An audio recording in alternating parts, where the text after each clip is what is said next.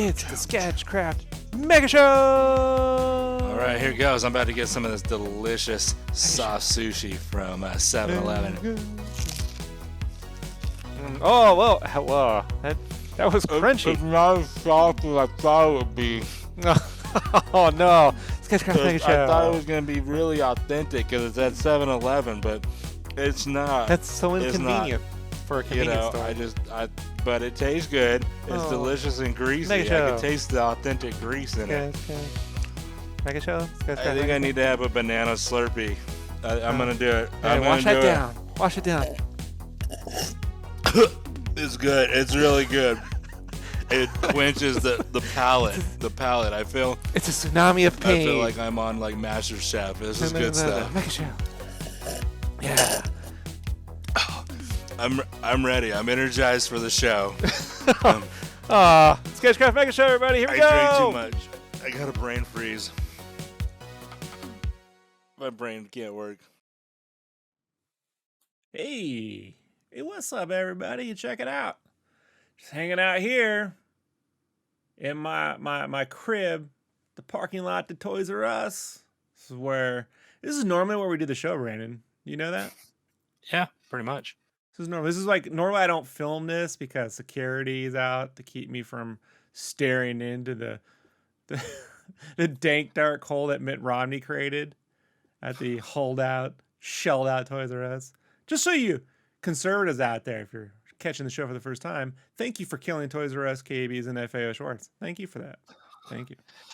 And for those that don't know, Rob is actually a vagrant. He makes all his art and these podcasts from the streets.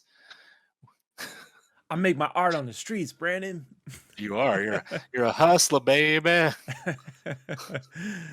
There's a friend of mine in college. He was a student. He was very, I don't know what the word is, like rock and rollish, punkish a little bit, but super nice guy. Just had that look, right? Uh-huh. And he used to say that he lived in, at the time, this is like 2002, and I'm in San Diego. And he's like, yeah, man, I live in Rosarito because I can't afford to live here. I'm like, all right, man, I get it. And he would go downtown, and what he would do is hustle caricatures. Like he would just draw people and show them, and maybe they give them money or not. Kind of like if you're at the gym and you just take photos of people, and maybe they pay you, right? Yeah. So this dude, I forget his name. He was a big fan of mine, man. But he was he was a fan of me for some reason. I don't know why, you know? Me either. But he was super nice, and it turns out that he used to be him and Joe from the show, from this show, Joe Gabbard, were like best buds before Joe and I were buds.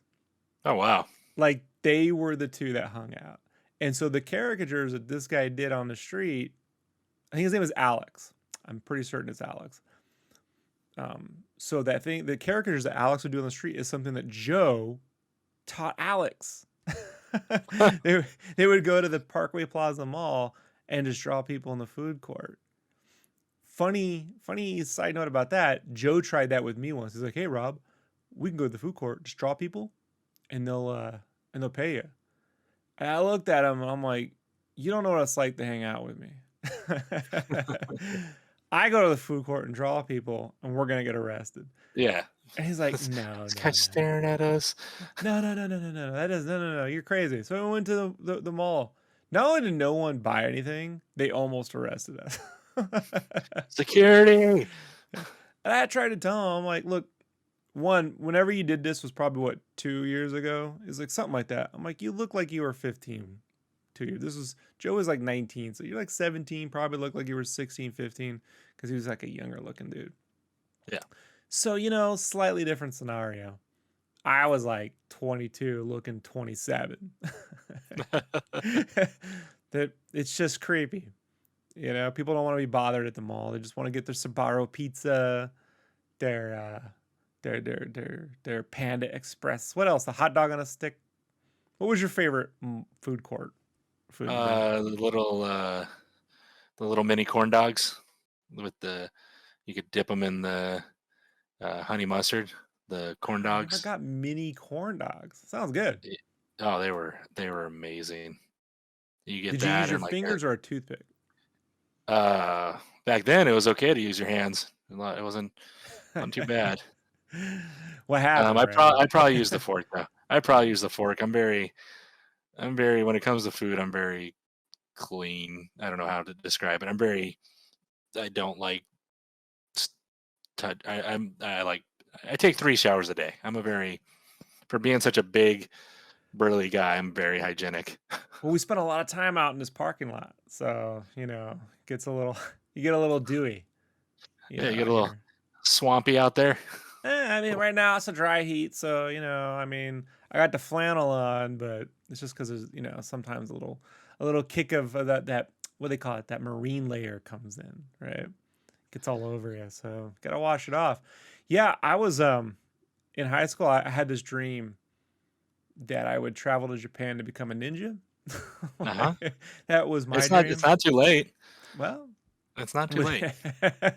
There might be things in the world that prevent that from happening right now, Brandon. But so I was like, if I go to Japan and learn how to be a ninja, I'm gonna probably have to learn how to use chopsticks. So I grabbed like a couple extra free cheapo chopsticks from the Chinese buffet when my family and I would go. And I would just carry them around and wash them. So when we go to Sbarro, I try to like pick up the pizza with the chopsticks. Oh, you're that kid, huh? Well, I learned that some shit you just use your hands. The one that blew my mind, and I didn't actually learn this until I was like 30, was that they eat sushi with their hands in Japan. They don't pick them up with chopsticks. Sometimes, like they'll pick up what they'll do is they'll pick up the wasabi the strip, the has like the tuna over the rice, those ones, right? They'll pick that up and then let it sit for 1 second in some soy sauce and maybe eat that. Or they'll put a couple dobs, a little drip on the soy sauce and eat it that way with the chopsticks. But the rolls, like those California rolls that us Americans are pretty much used to, they just pick that shit up with their hands. Are you sure you wanted to be a ninja or a food critic? Because, back then you were a little chubbier, and it sounds like you just wanted to go eat, not actually be a ninja. So this can't, like, I do well here, but I got a little kangaroo pouch. I meant back in the day, not now. Oh, yeah. Well, now I got the pouch.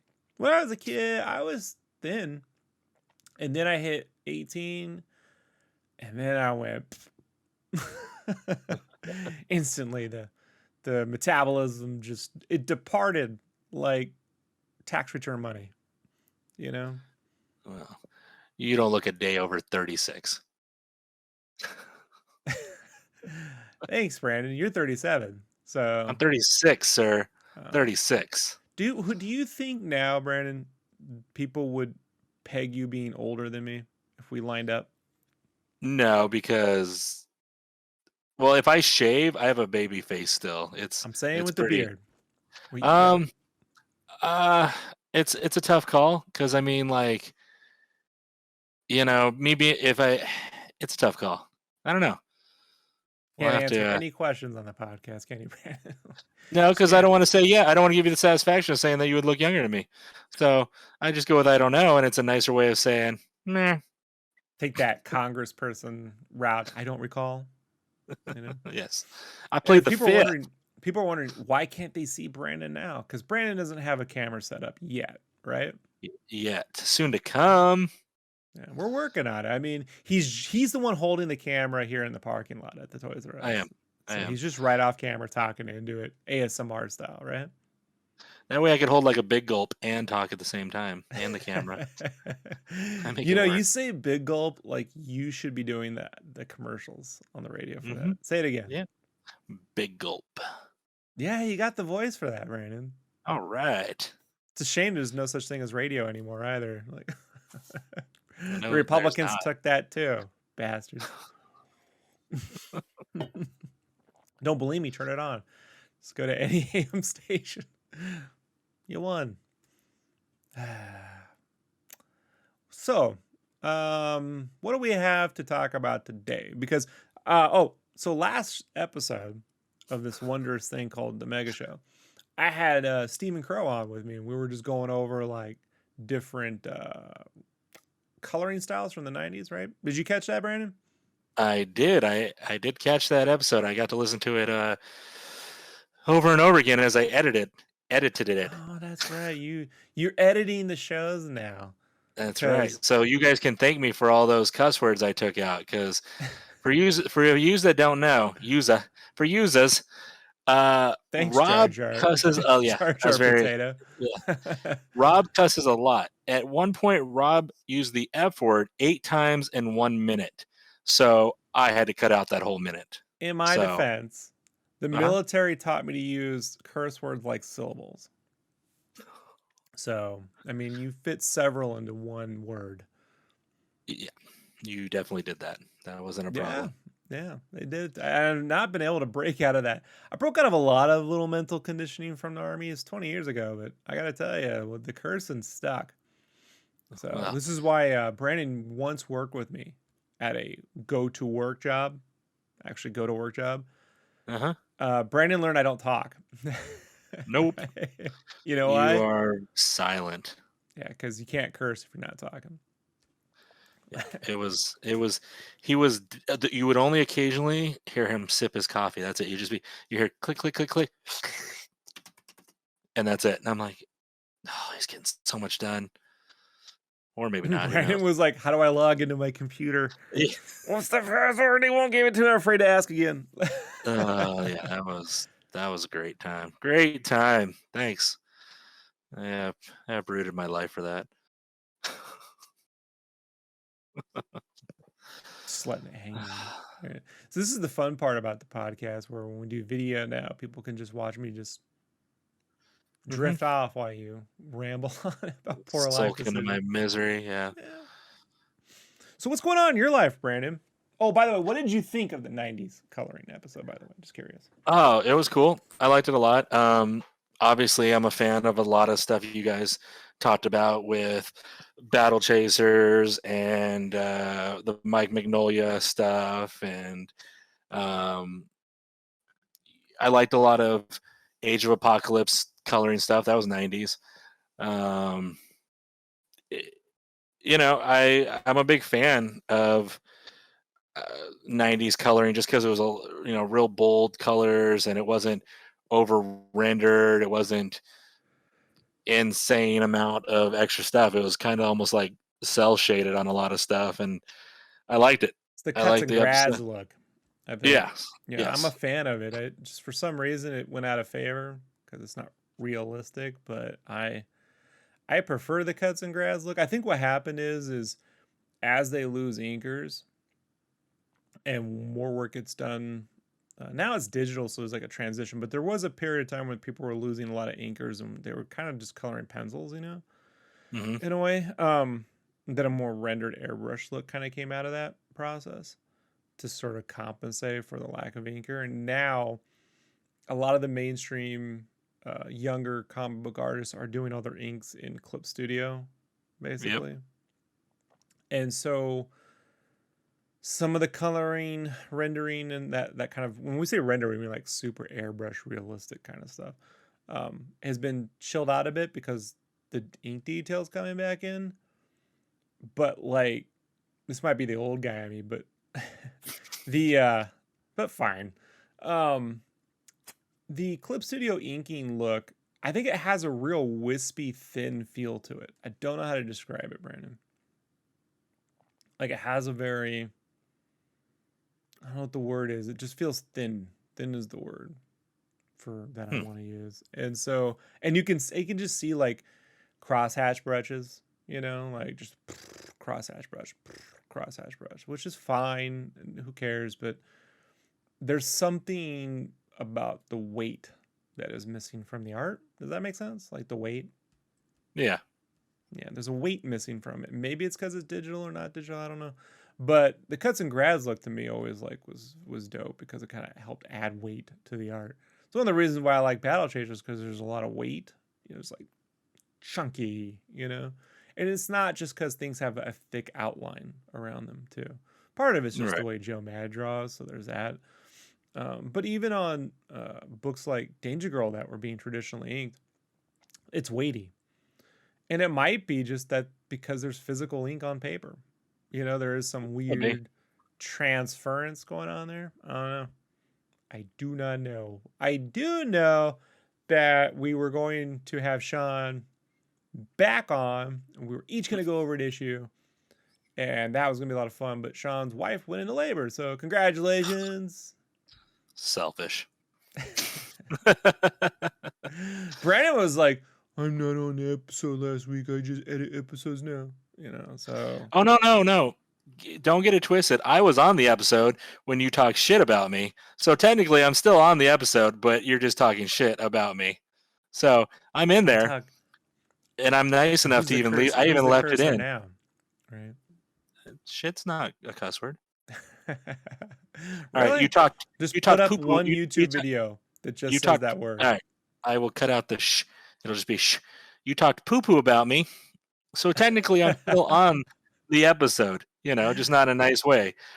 So I'm on there. You know, which is fine. I don't really contribute a lot, anyways. A lot of times I'm just zoned out, and I hear my name and I go, "Yep, yeah." I just like how in the last like official mega show, I was like, just give me any thought, Brandon. And you were like, I got nothing. That's how I do it. I mean, it could have been corn dog, mini corn dogs, honey mustard. You know, could have been tinfoil ball. Could have been Sweet Factory gummies, sour tape. Could have been carousel. Literally could have been the color of the wall you're staring at. And you had nothing. Beige. Zero. Beige wall. Yeah, I'm okay with that. But see, I'm okay with that. I don't mind. Yeah, you sound okay with it. Would you like a topic? Yeah, why don't we give me some topics, Brandon? Let's just talk about some. We're just out here in the parking lot, and before security sends us away, may as well just shoot the shit. No, look, shooting the poo. Shooting the poo. Shooting the poo. Shooting the poo. Let's do a little poo shoot.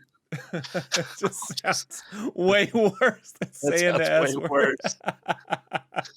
Poo shoot sounds way worse than just cursing, right? Like... All right, so Brandon, we did a Loki episode, basically, or kind of a Loki talk about.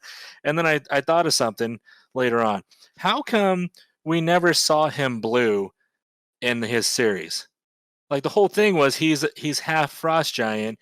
He turns blue, and in that whole series about him and variants about him, there's no blue Loki. No mention of the ice thing, no nothing. They literally made it like he was actually full blood of Odin and not an actual frost giant baby. And I kind of like overthinking that because they've shown it in previous movies and it's just kind of irrelevant. Which movies? They've shown it in one.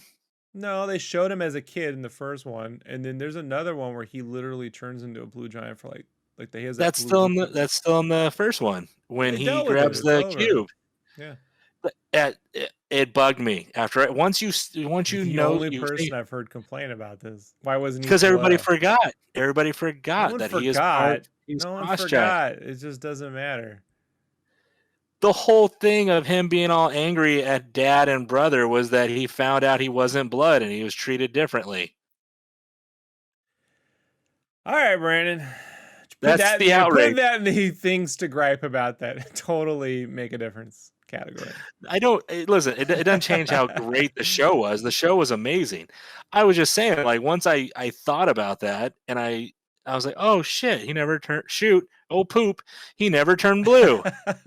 Now we got the S word and poop shoots. Like it's all I'm getting leaving blue. in the S word. It's staying in there. All right. Well, I mean, you asked for a topic. That's something I've been thinking about. I was like, yeah, I would have liked to seen, blue Loki and the whole ice thing and just something about it because it was a whole big thing. It is something you've been thinking about. You're just like the only person. Watch, Hector will be like, I was thinking about it. So, 2 of yes. There'll be 1 or 2 people that are. Yeah. Dose Taters were thinking about blue Loki. Blokey. Oh yeah. Oh, Blokey. for those that don't know, Blokey. we have a new name for Oh, me. wait, I hold think on. Maybe yeah. that's what Kablooey was all about. Kablooey. The bubble gum that Sylvie would leave behind, Kablooey. It was this blue gum. Maybe it's a reference to being You're blue. stupid. You're stupid. What? You Go think? run, Look, go run man, into look. the People Toys have R Us asked, building. what was the Kablooey all about? What was the blue bubble gum? And I'm like, maybe now it's because he's a frost giant. Maybe. I hadn't don't know. thought about that. I like how I can almost hear the gears turning. Yeah, as you but I don't like it. Oh, it's a stretch. Blue It's a got me stretch. on that It one. is a stretch. It is. Well, whatever. I still love the show. Still liked all the characters. It's fine. No biggie. So, looking at the Toys R Us makes me think of something else we talked about this week. Did you see the Wolverine Mondo figure where he is laying on the bed looking at the picture of Scott and Jean Grey? It's got a whole bed. Yeah, It's I saw that. I don't know if you want to try to find it. It's from Mondo, Mondo Toys. It's a 1/6 figure. It's from the X-Men animated series from the 90s. Got me thinking from the 90s. And it's so great. It's Wolverine laying in the bed. He's got the picture of Scott and Jean Grey. And it comes with a whole bunch of, it's not just that. It comes with a whole bunch of things like claw hands. There you go. You got the claw hands, you got the different faces. It even comes with what looks to be Morph's head when Morph pretends to be, Wolverine. So that's what I think that extra head is. It's got like a Morph head. Yeah, it's right here. Yeah. It looks like it's got Morph's head. It's got him with his hair out. And then it's got 3 different faces. It has The angry turkey leg. face, normal face, and then it's got a sad face Wolverine on the top there with the sad eyes. And yeah, the very top left one, he's got sad eyes and sad face. Yeah, just looking at the picture, all sad. Like, that is great. Whoever thought of taking that picture / meme and making it into an exclusive figure is very smart on Mondo's behalf. And it's a big figurine. Like, that guy's holding it. That looks big. That's not a small figure. So I like it. I think it's clever. I would leave it in the box just as is, just because it looks so good with the bed. I love stuff like that. I can't afford it, but I love it. I love to see it. You want like I can't afford it. 150 for that? Yeah, I mean, it's because it comes out of the box. It's got different heads. It's got different It's stuff, and 150 because it comes out of the box? Oh my gosh. no, because it's not just like a pop where it's like one pose. It's articulated.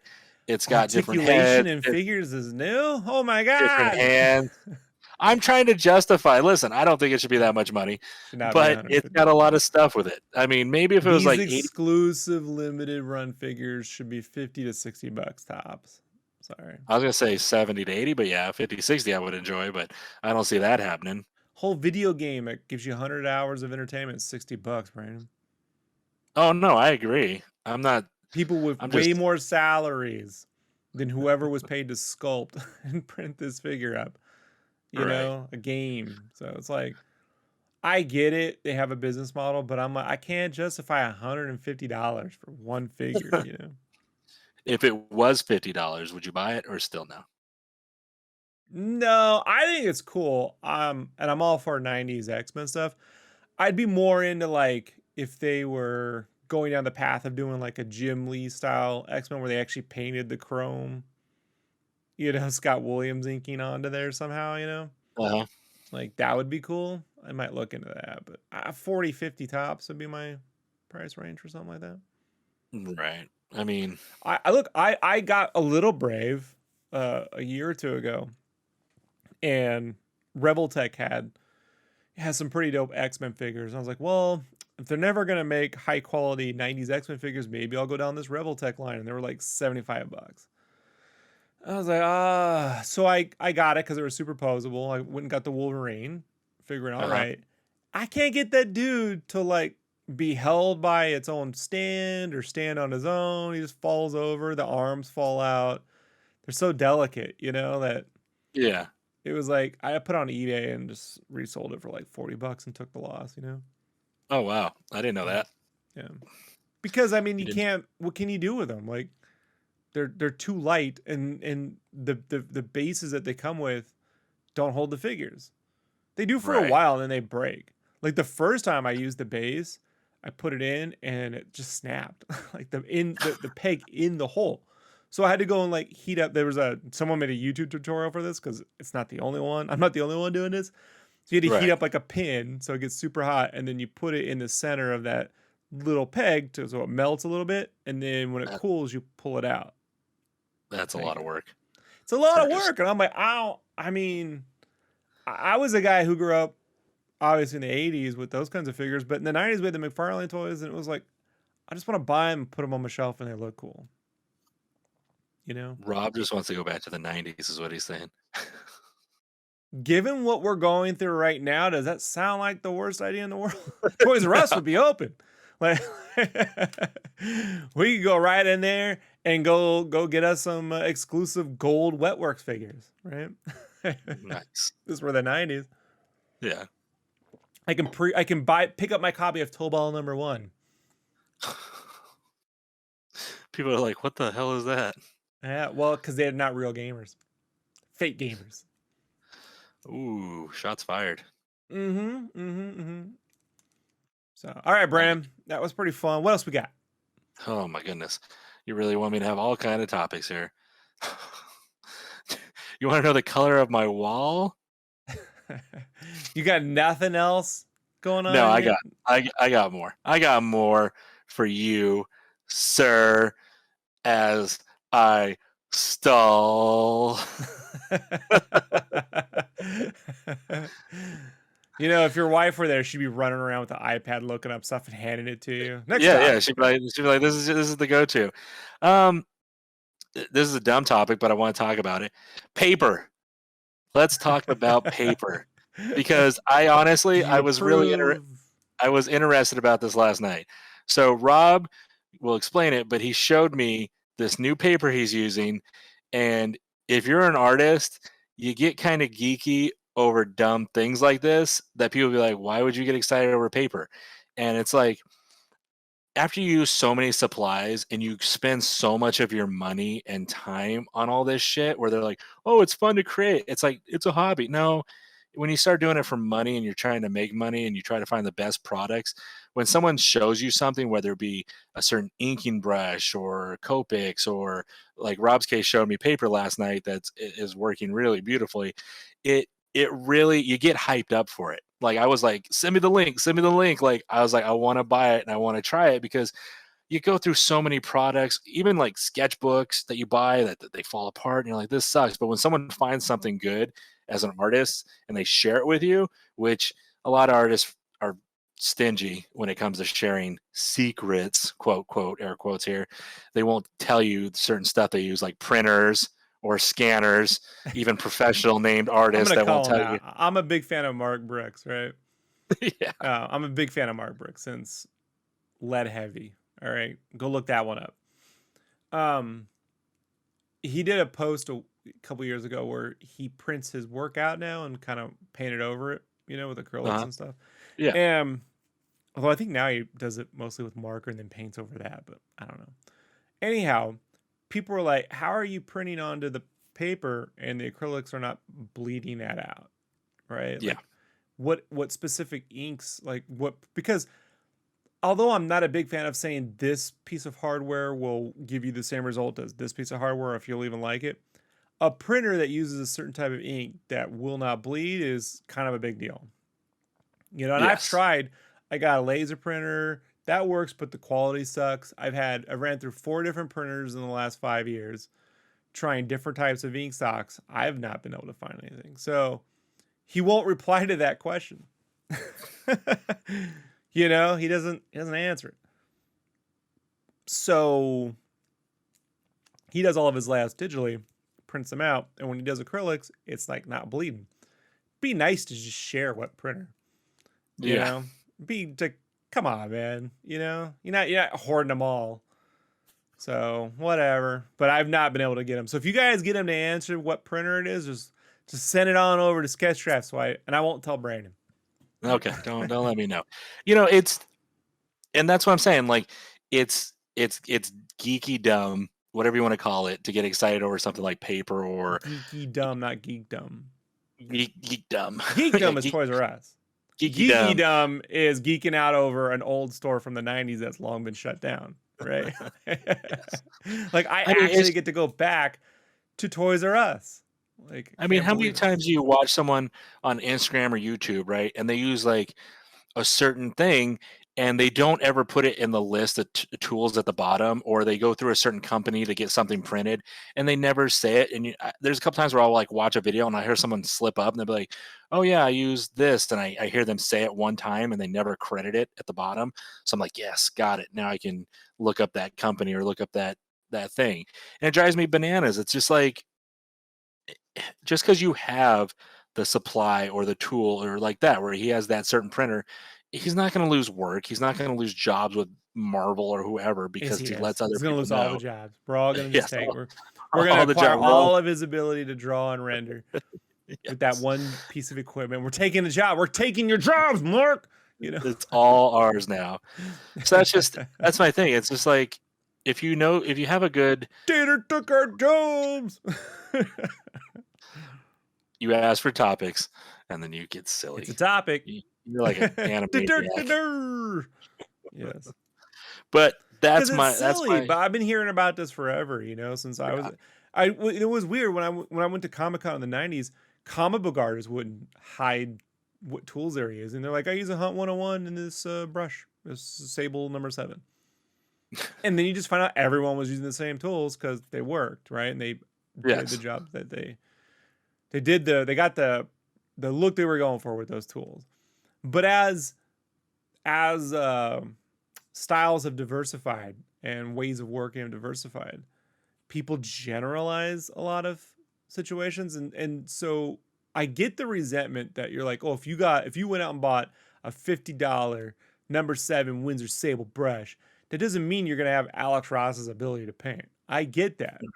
Right. The problem is when Alex Ross is like, hey, I use this transfer paper to get my drawings onto the board, and you're like, man, I'm having a hard time getting my drawings on the board. What transfer paper is that? And he just like ignores you forever. You know, answers every other question but that one. It's suspect. Yeah. You know? And I've done it several times, and it's funny. It's like I let it go. I'm like, fine, whatever. And I mean, and even certain techniques or certain things, artists, you'll see in their videos, you'll see they start to do something, and then there's like this cut in the video, and you're like, wait, what step? It's a UFO cut, right? Where you know. And then it's the next, and you're like, okay, you definitely cut a step of what you did. Like, just why didn't you show it? Well, that's kind of my secret thing. I don't like to show how I prep the canvas, or whatever it is. And you're just like, come on, man. Just because I copy doesn't mean I can get the exact results you get. What it boils down to, Brandon, is we're trying not to fight the tools and focus on the creativity. Yes. That's it. You just don't want to be fighting. So if I'm like, hey, this paper I think would work well for you. Like it's this paper I used here on this commission here. It's hard to see because the blue screen technique will be like, you cut it out. Rob's not showing the full paper. This blue screen is not a typical blue screen. This is like a in-camera technique with a trick with NVIDIA. But it's the Sandman commission. And the paper is just this hammer mill cover stock that I used to use at Kinko's like 20 years ago almost. It doesn't build up the streaks like the B marker paper would. Yeah. It will blend it, which I think you prefer more of a blended look. Oh, yeah. Yeah. So, and it has a weight to it and a feel. I don't know how to, it's like a satin feel. Like, could be marker paper has a little bit of that satin feel to it. You know, like it feels nice. It feels a Mm-hmm. little bit more than that, but not, it's not soft to work on it. So, color pencil wise, like when I'm working on the B marker paper, um, I like a lot of little tick marks, and I feel like it probably shows those tick marks a little easier. But then I do the same thing on the hammer mill paper, and I go get a coffee, come back, and I look at it, and I'm like, the average person can't tell the difference. I may have felt or thought I saw the difference when I'm working, but when I come back and look at it, the average person can't tell the difference. So if there is a difference, it's negligible and it's kind of up here in my head, you know? Yeah. It's one of the reasons why I like doing markers on tonal paper because they were blending nice, except I ran into a problem where what if your character is white? I don't mean white like me, pasty, sits in his room his entire life. I mean like Joker white. You Yeah. got to use an opaque medium, like color pencil or whiteout. And I just don't like the look of a lot of color pencil on tonal paper. You have to really break your knuckles to get. You can't go loose with it. It looks weird because of the texturing. So on tonal paper, I found that that's great for faces that require flesh tones. You know, whether it's African American flesh tones, Asian flesh tones, or Caucasian flesh tones, fine, flesh tones. But when you're dealing with clown makeup people like Sandman, don't work. Doesn't work as good.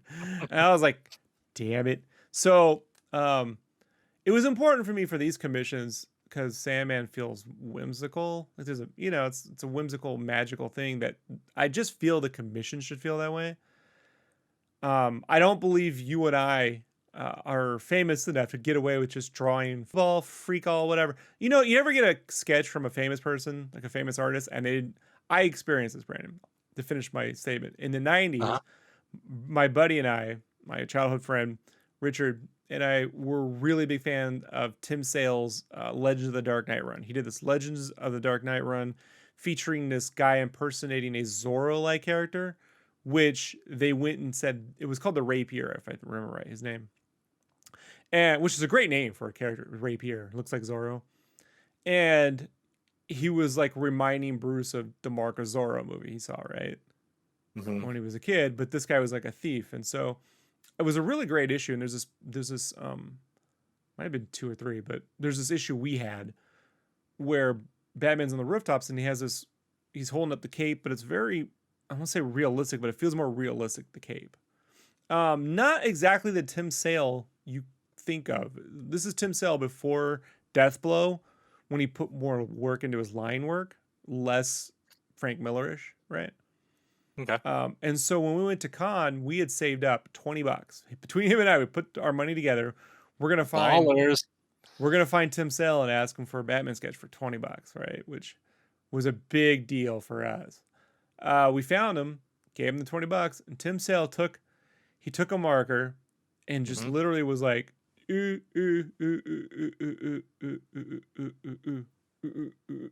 TS. Here you go. I mean, in about that amount of time. Right. And dude, we're 14. You know what I mean? In the 90s. It's not like we're trying to resell art or anything, you know? Yeah. And it was also in our sketchbook, like our own ratty, you know what? Ratty with the big wires on the side, you know. Right. We've drawn in it. It's not even a professional like sketchbook. It's just the one we share. And we had to share a sketchbook. I would do pencils and he would ink over them. It's kind of how it would work. And so my buddy looks at it and he goes, "What is this stuff?" And he goes, "I want my money back." Ripped the paper out and handed it to him. You know? I mean, I was just like, I didn't have any words. It was dumb shit. Yeah. So we're not famous enough to pull that one off. We have to put effort into it. You know? Yes. I feel. Oh yeah. So I get the Sandman commission and it's supposed to just be easy portraits, you know, but I'm like, it's a character I've never drawn before. Sandman, Death, and Delirium. I'm a fan of the Sam Key stuff and Bachalo stuff, so it's like, why not go the distance, a little extra effort on this one, and see what I Yeah. can do. So this paper, it dawned on me to try it again because I just feel like, although drawing on the B marker paper feels good, the paper, it's thin. Yeah. You know what I mean? So when you hand it yeah. to someone, I just feel like they're not feeling their money. That makes sense. I used to write all my scripts by hand in notebooks, yellow ledger paper. And the first thing you do when you finish a script, you just take that paper and you hold it. You're like, this is the way my words feel. You can physically, and I remember doing that and then reading about writers doing that later. I'm like, I've done that. I know the feeling. So I feel like when you've dropped a couple $100 on something, you want to be able to feel, like you got something with it. So Right. this cardstock, and I'll put a link, Brandon, we'll make sure we put a link in the description. It's not an affiliate link. I don't get any Bezos bucks from this. If you're interested, check it out. If you're not, whatever. But I felt like I did a little quick test with some markers on it, and I'm like, it's working well. It doesn't layer the markers like the B marker paper, but a lot of people don't like that either. Like that Right. buildup of the marker on the paper, they don't like. They prefer more smoother blends. You can still see subtle differences. You just can't you got to use like instead of like a subtle, like, on the B marker paper, you can take a color like Heath or whatever, a purple. You can do it, let it dry, and then go over it again, and it builds up a little bit with the same color. Yeah. With this one, not as much. You're going to need to go to a darker color. Oh, okay. More like a cell animated situation. Gotcha. Yeah. Okay with that. Yeah, you're okay with that. But the trade-off is, looks super nice, and I mean, I'm feeling it now, and I can't believe it's one sheet of paper. I'm like, man, this does feel. It feels like a heavier Bristol. So super nice. So yeah, I still send that over to you, and I was like, Brandon, you're gonna love this, man. This is like, it's like 2 a.m. on my this paper feels so good. Yeah. Welcome to art life, right? Yeah. I mean, I was technically up anyway, so it's like whatever. Yeah, I was on this weird kick I get on every now and then where I reevaluate all the supplies I have lying around just to see if maybe I'm not using them properly, or I get something more out of them. Like, I have old watercolor paper stocks that I bought that I tried, and I'm like, it's not working. So then I bring them back and I reassess the skills and figure, does this work for me now? Mm-hmm. Is it working better? It's like Arch's water paper is amazing, except that for how I paint, it does too good a job. The way I paint banks on the paper being shitty. Gotcha. Like, I don't know how to describe. I generally do, when I do watercolor stuff, I'll do it on cans and mixed media. Not the best paper, but the way the ink, the paint dries on there, it fractalizes in a way that I like the look. It's very cut and grads in that way, where you can see the steps. Mm-hmm. And Arches will let you do these smooth blends and wet and wet really well, but I don't do any of that stuff. So if I were doing straight up landscape painting, that would make a lot of sense. But I just do drawings with watercolor over it, so it makes no sense. Matter of fact, funny thing about it was, this week, coincidentally speaking, I found out that Alejandro Barbucci? He's the artist from Skydoll, Echo, and he's got the Sisters of Grimolette coming out. He's on volume 2. Famous Italian Disney artist. He colors or paints his watercolor girls on the cans and mixed media, because you only need 2 steps to get that kind of cellish look, and you get those fractals, which looks kind of nice. Mm-hmm. So it really kind of helps if you have strong line art. Basically, if you're relying on the watercolor to do the work for you, So let's go over random topics, and then we'll do the whole issues in one episode when you get your camera up. How about that? So we can see your face when you get all excited. Ooh, yeah. Okay. I tried to avoid letting people look at Brandon, but now I think, perhaps it's inevitable. Perhaps Brandon's, looking more healthier than Rob. So I'm looking jack, son, looking swole. I'm gonna have to get 2 cameras, one from me, one from my muscles. Yeah. How's your thyroid doing? See, it's just tit for tat, right? I get to have perfect health and look like this. You get to be all, but then thyroid. Yeah, and then high blood pressure, all the all the good stuff. Yeah. Here, funny thing is though, Brandon, I don't get hit on except by at gay clubs. Like that's where I get hit on. Yeah, which is fine, but not my partake. So whatever. But I used to get flirted with way more when I weighed 260. Because you know what? It's you're less intimidating. You're more cuddly. It is strange. Like when I'd be at I used to have a table at San Diego Comic Con with Game Fan, and I was pushing. And in those photos, I'm about 250, but between 250 260, I'd get flirted on a lot. Like I'd say at least 4 times a show, and then when I lost all the weight down, it was like, nope. Yeah, and it's a trait. Like the more a little muscular I get, they're like, you look more intimidating. When you were chubbier, you looked a little bit more approachable and happy. I'm like, yeah, because I was thinking about my next meal, so I'm always happy. Now it's like I'm grumpy because I'm like, ugh, can't have donuts this week. I'll have blood pressure issues.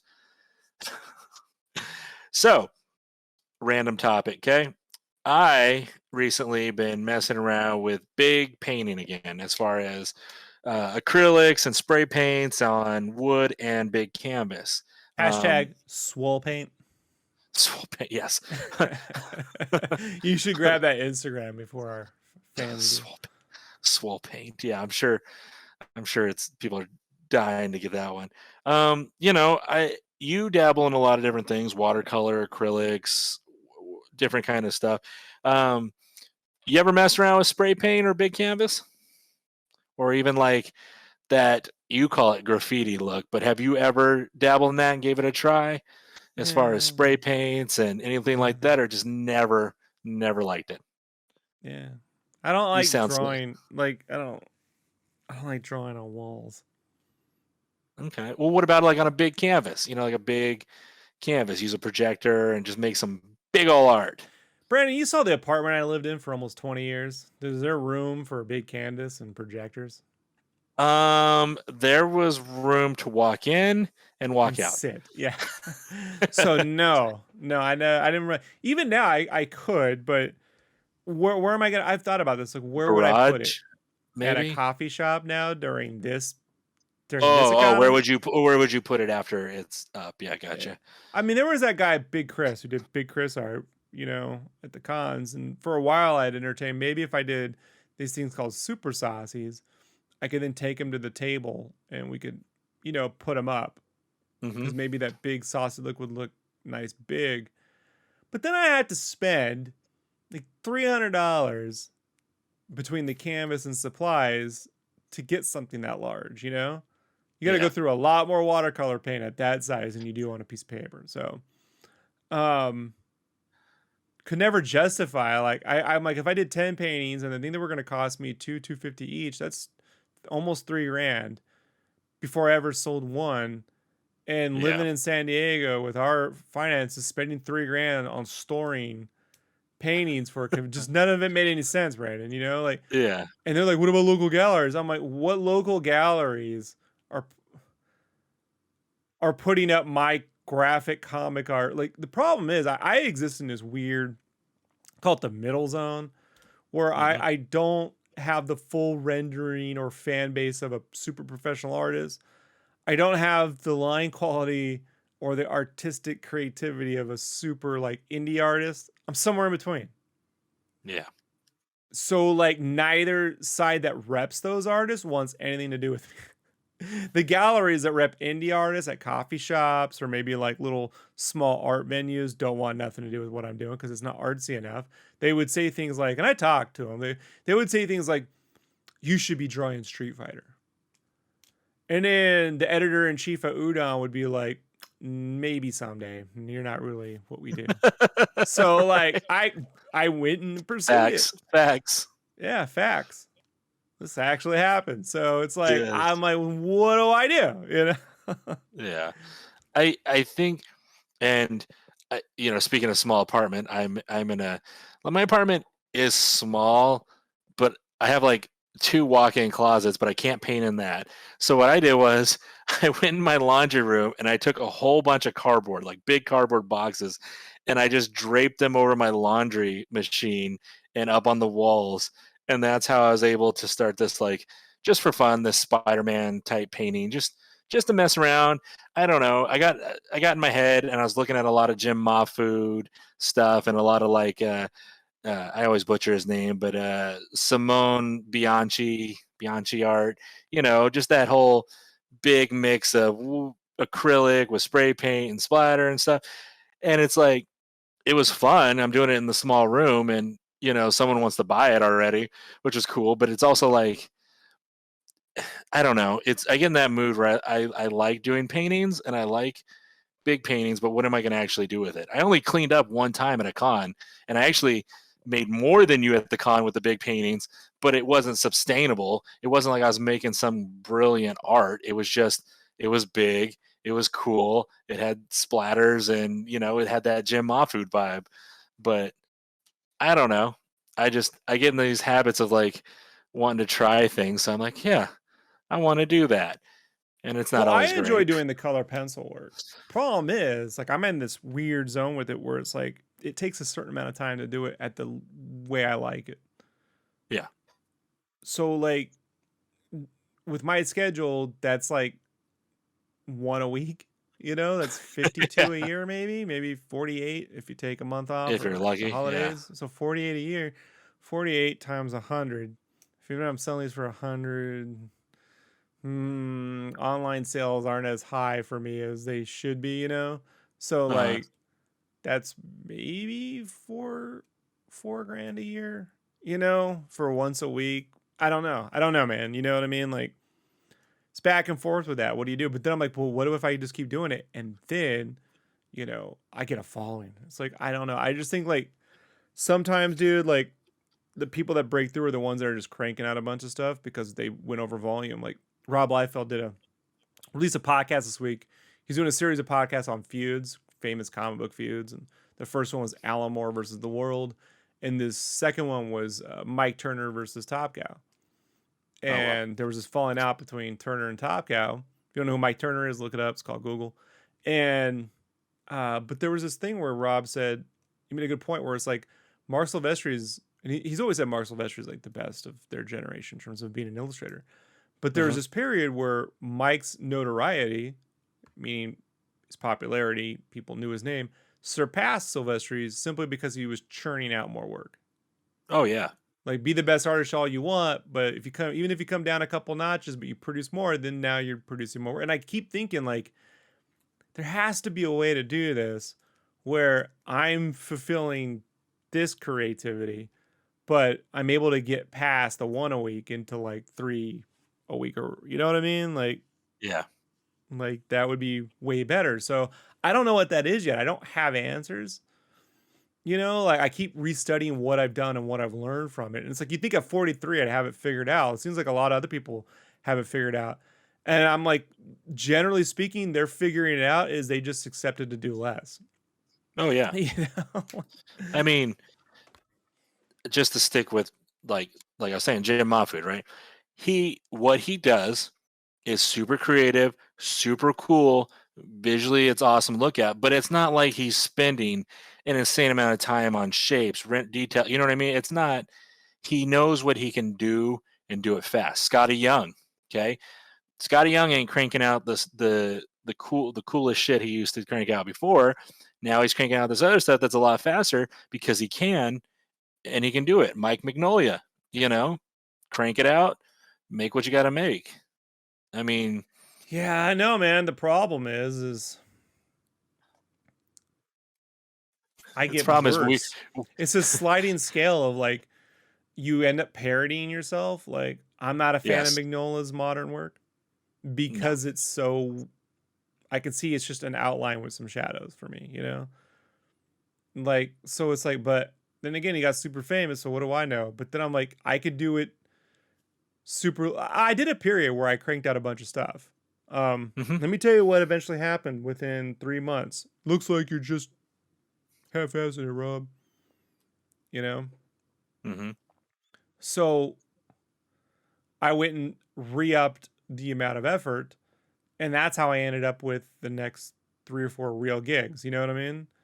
Yeah. So I don't have an answer. There's this, you have to find this right balance between you're satisfying the creative side of you and the growth. Because if you're not growing as an artist, you will recede. There's no plateau. Like I hit this and I can just do this forever. You will get worse if you're not getting better. Like Yep. it sounds weird, but it's true. You ever see an artist who just does what they do and then they just end up getting worse Hmm.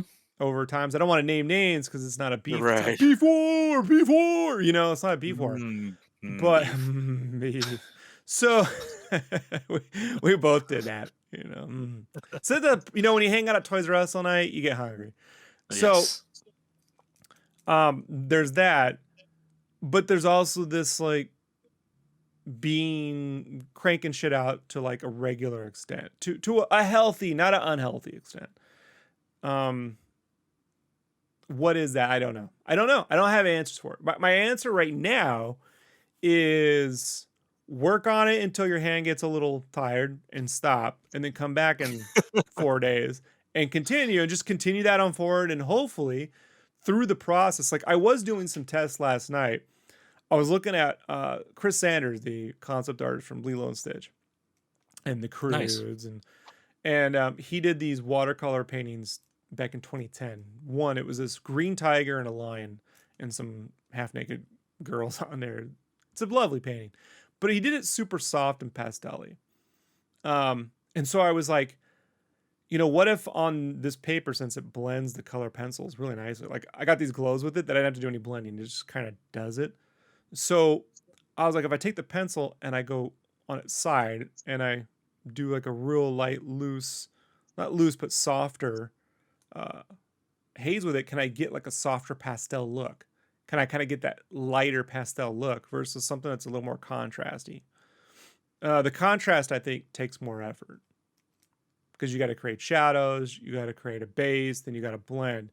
So what if I just go with a softer pastelier look? Will that look good? I don't know. I did a little piece of it, um, and I liked the results, but I don't know how that'll work over a whole piece, right? Hmm. So when these are done, I need to make sure those other two look like that Sandman. Otherwise, so I'm stuck doing the hard way on that. But I will attempt that to see like, does that work? Can I do these base soft gradients with the softer stuff and just do a little bit of detail and give it more of a pastel or almost like a pastel watercolor wash with color pencil. I know it's weird. Why don't I just do the watercolor? Because it takes 10 times longer. Yeah. Even if you're just putting one wash down, you have to plan out your colors. You have to like, and then Yeah. someone's gonna be like, I want name a character whose hair cat's on fire, like Ghost Rider, right? Or they'll want a character like you're Human doing Torch. yeah, you're doing normal faces, and then someone's like Human Torch, and you're like, how do I render flame with Yeah. this stuff? You know what I mean? You hit these bottlenecks of things that you haven't prepared to render for, and then you have to go back and figure it out. With color pencil, I'm lucky in that my whole life, it's something that I've never had to like learn about. Uh-huh. It's the one thing I can honestly say since day one I've been like, I could do this all day, and people are like, that looks great, but it just takes forever. Yeah, as I say, but you can't turn it out the way you.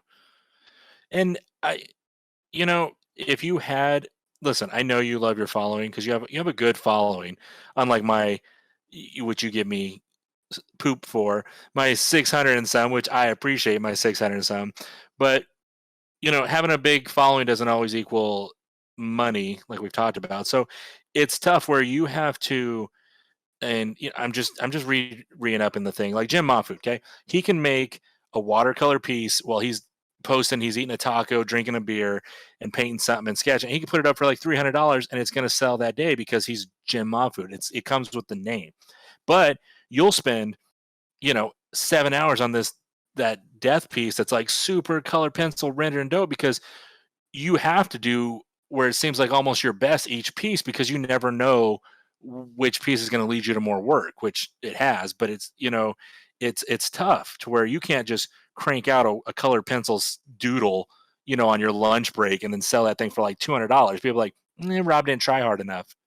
It's a very, like you said, you're in that spot where like he's super talented, but who is he? What is it? It's like it sucks, which we've talked about, the relevance versus talent and things like that. But then they were like, but I get Rob, it. if you just drew comics, you get a name. I drew them, and no one published anything I drew for 5 years. Put a lot of work into it. You saw, Brandon. I was putting in the effort. I don't mean to laugh. Yeah, but it's true. And everything I worked on got shelved. Yeah. 5 years of effort. I'm 43. I don't have another 5 years to work on things that get shelved or not promoted, poorly colored, and forgotten about. You know what I mean? Like, I don't have that time anymore. It's like, I am at the, let's just say realistically, most people live to be at the most their late 70s or 80s, right? Mm-hmm. Right? Like, my father died at 59 and my mother died at 52, but they lived horrible. Like, that was from they ruined their lives, So my grandfather lived to be 90. That's a better indicator, So I'm figuring, all right, maybe I'm at the 50% mark on my life. I don't have 5 years to just throw away shit.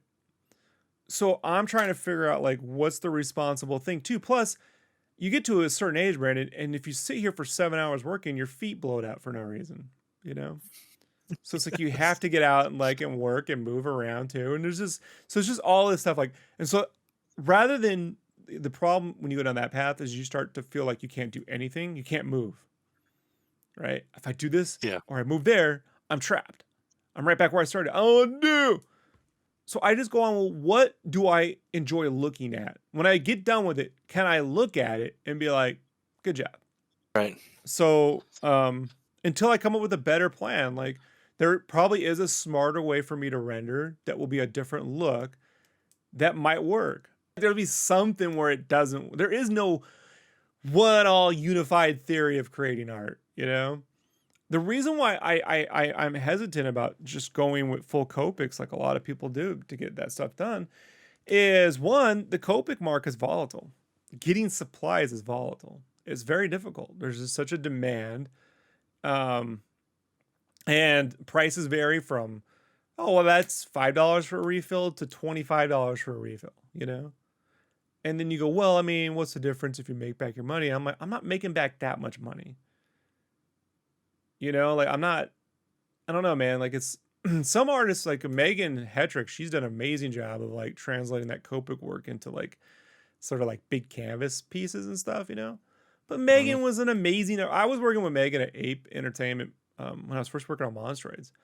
And I saw her stuff come in. I'm like, this is very, like, she would have been like number 2 or 3 artists. I'd say 3 or 4 artists because they had McNiven and stuff at CrossGen back in the day, I was like, she would have been right up there with Brandon Peterson or Steve McNiven.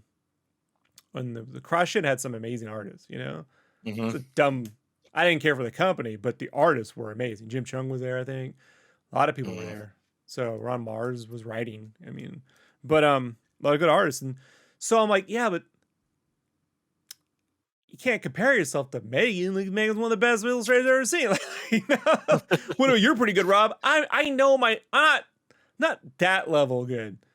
Like, I the funny thing about Megan is when I first started doing podcasts, I actually had her on to talk about, because she hadn't done any big comic books yet.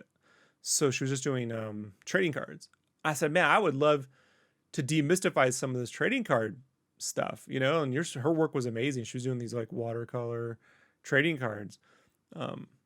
And would you be willing to do an episode? She's like, sure. So she came on. We did an hour and a half. That was at the time it was recording 2 sources. My source was off.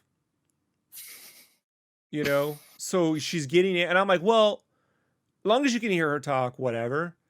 But I Yeah. re-listened to it. You just can't hear or understand what she's doing or talking about, you know? That I tried to that is edit her. poopy. That is Yeah, I poopy. tried to edit around it. I spent a week, dude, killing myself. And finally I was like, is there any chance we could do the interview again? Because I mistakenly, and she was like, I got time for this shit. Yeah. She don't got time for this poop. She doesn't, man. Megan is very like, you waste my time, you know? Like, I'm like, I get it. So here's my feeling on that too. So this effect of the, like, watch my arm go away. Whoosh.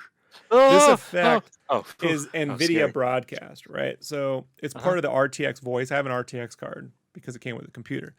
And Fancy. so what it does is it eliminates all the, did you hear that? Yes.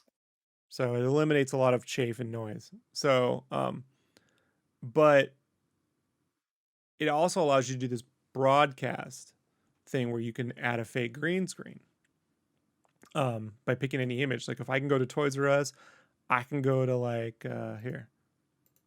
We're at KB's. See, I can just jump around, and Nice. you can see my head phases in and out. It's not perfect. Yeah, but still. But it's a software-based alternative.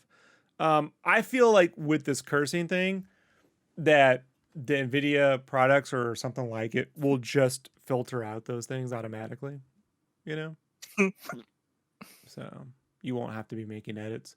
There is something I saw. I was watching a video about this recording software. You can feed into it, and it will transcribe everything you said, and you can just take sections in the text and delete them, and it will delete it from the audio.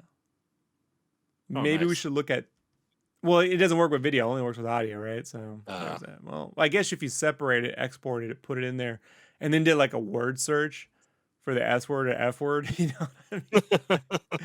You know, that might be the easier way to do it, and then trying to sync it back up, but I don't know. You know what I mean? So it's work. It's gonna be work. All right, Brandon. I think we know it's getting kind of late out here at the Toys R Us. I'm getting hungry. I'm thinking some In-N-Out, right? Delicioso. I'm thinking some In-N-Out, some double doubles. I'm not a big milkshake guy, but maybe a root beer. It's because your milkshake brings all the boys to the yard, Rob. It burns. It's too much sugar, man. It hurts the soothing voice. You know.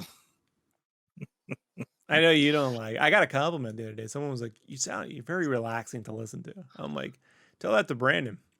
No. Yeah, but they don't have to listen to you all day long. What people don't know is, like, oh, you and Rob talk on the podcast. No, we talk all day long. Cell phones, text messages, podcasts, the late night chats. Right now, yeah, we hang out all night. Yeah, well. Anyways, they're about to kick us out of the Toys R Us, Brandon. So, there's any plug, anything you want to tell everyone where they can find your amazing graffiti art? You're such a D. You're such a D, Rob. You know what? I'm gonna send you a picture of it. You're gonna tell me it's bad. There's things I don't like about it. I'll be quick. I did a cool little rough digital sketch with contrast that I liked, and then once you get to doing like spray paints and you're not that good with them yet, it doesn't have the same contrast. So whatever. Anyways, you could find me at Instagram at Mega Potato Show. That is where you could find me. Follow me. Like some of my art. Ask me what my prices are. I'm super cheap out here outside of Toys R Us. And as always, folks, I was waiting for Brandon to add to it.